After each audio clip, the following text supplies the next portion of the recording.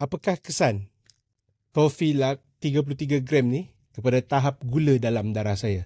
Saya akan makan Tofilak ni, satu paket ni, 33 gram ni, dan selepas 2 jam saya akan cek melalui CGM saya ni, dan kita akan lihat kalau ada spike yang tinggi selepas saya makan Tofilak ni. Tofilak ni sangat popular dekat TikTok sekarang. Orang jual dengan banyak sekali. So saya akan makan satu paket ni.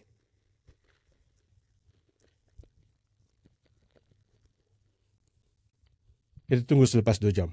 Okey, setelah 2 jam saya makan Tofilak ni, 33 gram, satu paket ni. Boleh tengok dekat chat ni, tak ada spike pada glukos dalam darah saya. Daripada 4.8, peak dia 5.8 milimol per liter. So, satu pack ni hanya peningkatan 1 milimol per liter sahaja. So, itu Tofilak untuk satu paket 33 gram.